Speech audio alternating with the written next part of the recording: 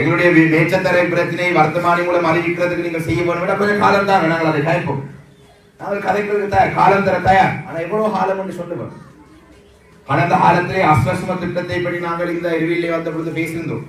இந்த அரசாங்கம் வந்த பிறகு அஸ்வஸ்ம திட்டத்தின் கீழே கூடுதலாக தெரிவு செய்யப்பட வேண்டிய பயனாளிகளை தெரிவு செய்ய வேண்டும் என்ற கோரிக்கையை நாங்கள் முன்வைத்திருந்தோம்.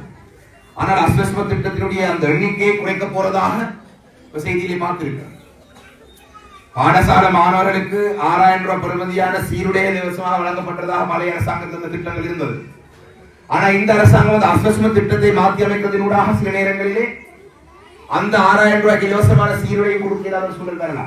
இந்த அரசாங்கத்துடைய செயல்பாடுகள் பல விடயங்களை நாங்கள் பார்த்துக் கொண்டிருக்கிறோம். நான் இந்த போராட்டத்தில் இருந்து ஆரம்பிக்கிறேன். ஐயா சொன்னது போல கடந்த கோட்டாபய ராஜபக்ச காலப்பகுதியிலே போராட்டம் செய்வது மட்டும்தான் வழி, பேச்சுவார்த்தைக்கு இடமில்லை. ஆனா இந்த அரசாங்கம் இன்னும் அப்படியான செயல்பாட்டிலே இறங்கவில்லை. பேசுவோம், முதல் பேச்சுவார்த்தையை ஈடுபடுவோம். மக்களுடைய பிரச்சனையை தீர்த்துக் கொள்வதுதான் எங்களுடைய முதலாவது பிரச்சனை. அபிவிருத்தி தலைவருடைய அவருடைய செயல்பாடு எவ்வாறு இருக்கின்றது நாங்கள் பார்ப்போம். அப்படி அவருடைய செயல்பாடுகள் எங்களுடைய மக்களுக்கு திருப்தி அடையக்கூடிய வகையிலே அமையவில்லை என்று சொன்னால் ஐயா சொன்னபடி மறுபடியும் போராட்டத்தை இறங்குறதுக்கு நாங்கள் தயார்.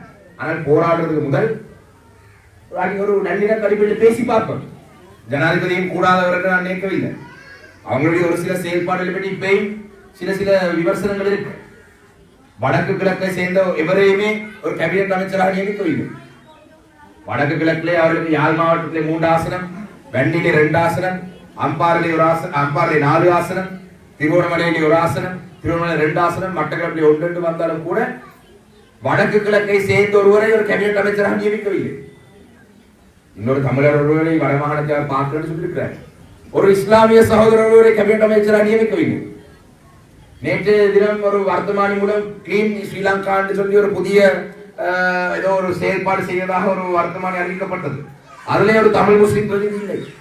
இலங்கையிலே நாங்கள் எல்லாம் இலங்கையராக வாழ்றதுக்கு நாங்கள் தயார், விரும்புகிறோம் தான். ஆனால் அதுக்குள்ளே எங்களுடைய அங்கீகாரங்களை நீங்கள் தர வேண்டும்.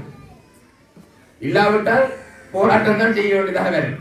நான் ஏன் இந்த விடயங்களை சொல்றேன்னு சொன்னால், மக்களுக்கும் நாங்களும் அரசாங்கம் எங்கள்கிட்ட கேட்கிறது போலதான் நாங்களும் மக்கள்கிட்ட கேட்கலாம். அரசாங்கம் காலம் கேட்கும் பொழுது நாங்களும் உங்கள்கிட்ட காலம் தான் கேட்க வேண்டும்.